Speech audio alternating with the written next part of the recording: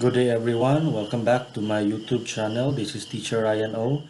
Thank you for clicking and watching this video. This is the first of my series of videos for licensure examination for teachers, board exam and civil service exam. As always, I'll be focusing on math related questions. So without further ado, let's begin. As I said earlier, I'll be focusing on these two major examinations for professionals in the Philippines: licensure examination for teachers, or LET, and civil service examination. Now, LET is very close to my heart because I'm a licensed professional teacher, a math teacher. I took LET in 2007, and by God's grace, I passed it and I got a rating of 87.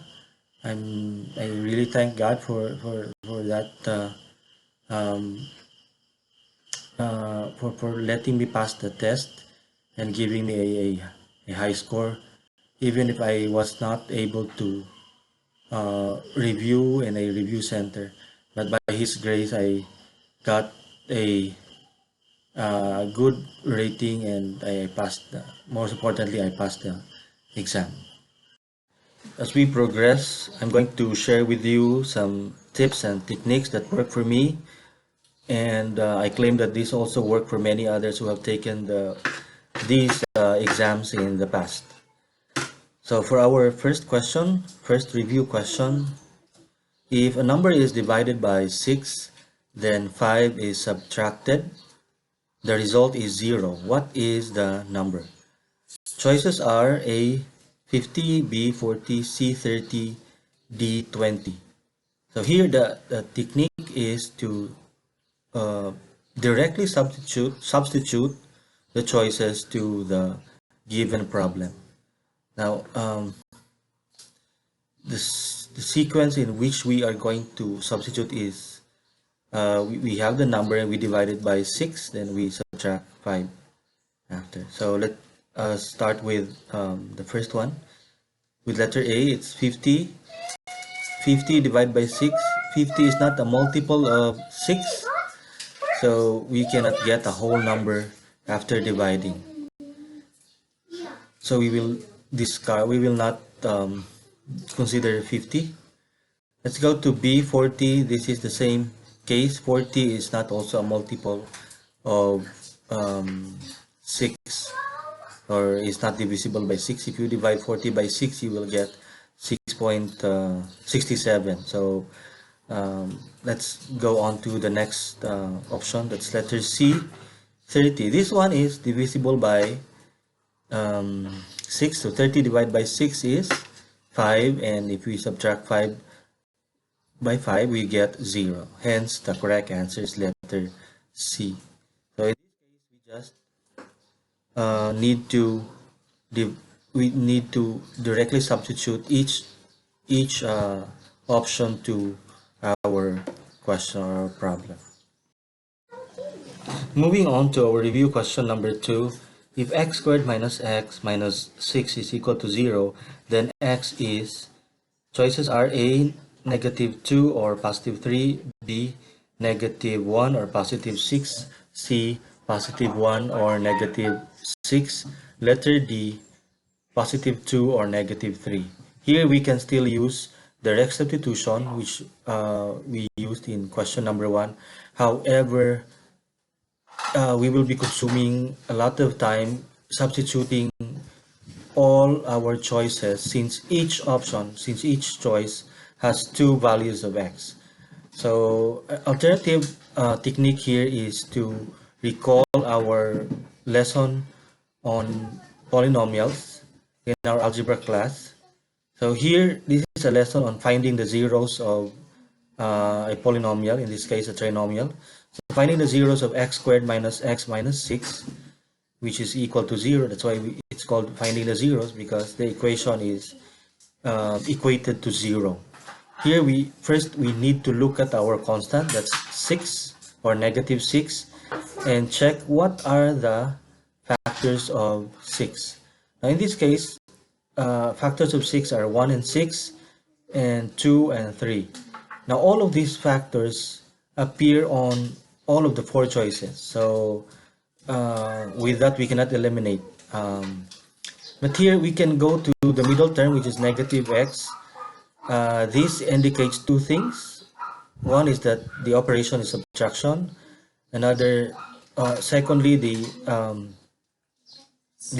numerical coefficient of x is 1. Although it's not written there, but it has a 1 coefficient. Now with this, we can go back to our choices and check which of these choices can give us a 1 when we subtract. We will not be strict with the sign here yet. No? So we go to our choices. We have, if we check with our choices, only A and D can give us 1. So because A and D have the same numbers, absolute value, but with different signs. Now here, next that we can do is substitute A first. So here we substitute negative 2 to our equation. So that's replacing all x's by negative 2. So x squared minus x minus 6 is equal to 0. Replacing x with negative 2. That gives us negative 2 squared minus negative 2 minus 6 is equal to 0. So here negative 2 squared means negative 2 times negative 2, and that gives us positive 4 because negative times negative is positive. So, and next is minus negative 2. This is the same thing. Minus or negative times negative gives us positive. So here, after simplifying, we should have 4 plus 2 minus 6 is equal to 0, and it will consequently give us 6 minus 6 is equal to 0. Now at this point, using the negative 2 gives us a correct answer. Therefore, A gives us a correct answer because D has positive 2. And if we if we replace or evaluate our equation with positive 2, we will not get a 0. So in my case, if I get a correct answer at this point, I would directly choose letter A.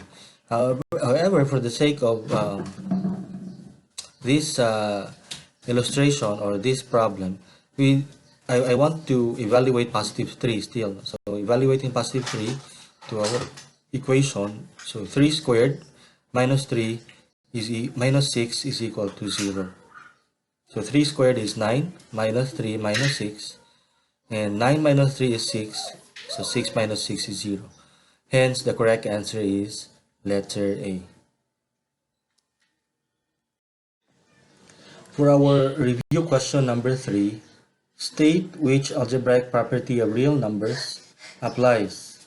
3 plus 4 is equal to 4 plus 3. The choices are letter A, distributive property, letter B, commutative property of addition, C, associative property of addition, and letter D, additive identity property. Now, this is a case of recalling our lesson on algebra, which is algebraic property of real numbers. However, if you cannot remember that lesson, let us go directly to the choices and analyze. Now, letter A, distributive property. In this case, as we go back to our given, 3 plus 4 is equal to 4 plus 3. We cannot see a case of a number being distributed to a group of numbers. So there's no distribution that takes or is about to take place. So that letter A is not true for this case. Letter B, commutative property. Now if you recall, commutative property states that even if you rearrange the order of the addends or the factors, you will still get the same answer. So in this case, 3 plus 4, and you rearrange it, 4 plus 3, that is commutative property, because whether you interchange the position of the addends, in this case this is addition, you will still get 7. So 3 plus 4 is 7, 4 plus 3 is 7. So the correct answer is letter B. But let me go to options C and D. So C, it's commutative property of addition. So it's true that this is addition. However, this is not associative because, for one thing, your clue in associative or associative property is that there must be a group of numbers and a group of real numbers in this case, and you rearrange that at the other side of the equation. But here there is no grouping, so associative does not take place here. Letter D, it's additive identity property. Now again, recalling identity property of addition, or additive identity property of a number is, of any real number, is the number itself with the opposite sign. So it's like 3, positive 3, the additive identity element of that is additive identity of that is negative 3, because if you add 3 and negative 3, that gives us a the identity element for addition, which is 0. So here the correct answer must be letter B. Review question number 4. State which algebraic property of equality applies. If 8 is equal to 4 times 2 and 4 times 2 is equal to 2 times 4, then 8 is equal to 2 times 4. The choices are A, reflexive property, B, symmetric property, C, transitive property, and D, multiplication. So this requires a recall on our lesson on algebraic properties of equality. So let's go directly to the choices. Let's analyze each option. So let's have A. A is reflexive property. Recall that reflexive property means that a number is equal to itself. So in this case, if 8 is equal to 8, and it does not happen here, so reflexive is incorrect. Let's go to B, symmetric property. Recall that symmetric property means that if an expression is equal, like if a first expression is equal to the second expression, then the second expression is equal to the first. So say if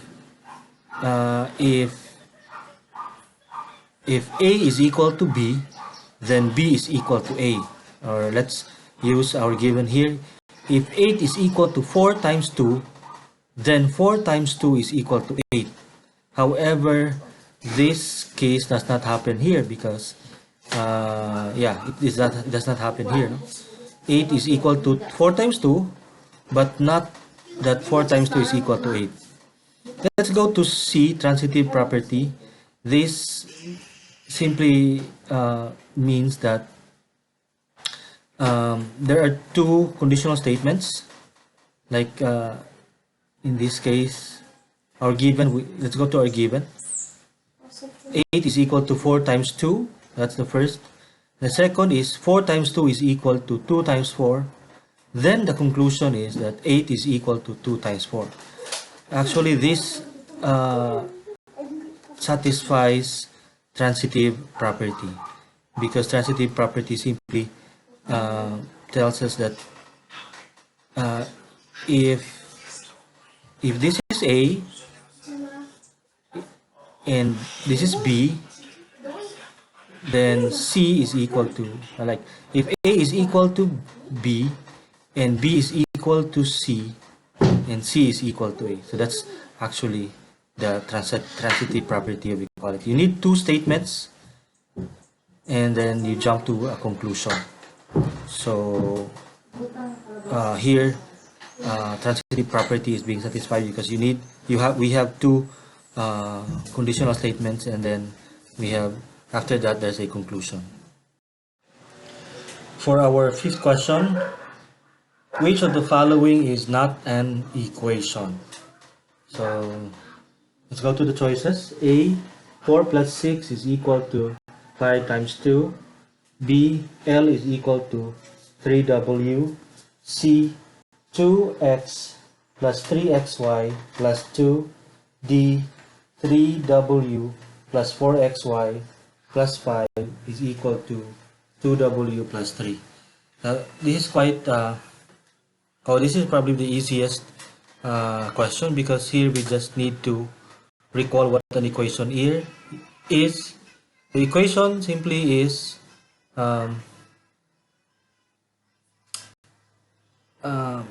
it's like a mathematical statement separated by an equal sign. So there must be an equal sign here. Among the four choices, only letter C does not have an equal sign, or we only have expressions. So we have expressions here for letter C, but this is not an equation. It is not equated to another expression. So take note, equation, there's two sides of the equation. That's the left hand and the right hand side, and each side has expressions in each. Okay, so here, therefore, letter C is the correct answer here. So here is the URL, or the link of the reference that I got these questions that I presented in this video. So check out the URL, and you can also check these questions there. So with this, I'd like to thank you for watching. If you haven't subscribed yet, please do subscribe and share this to your friends. Hope you learned something. God bless us all.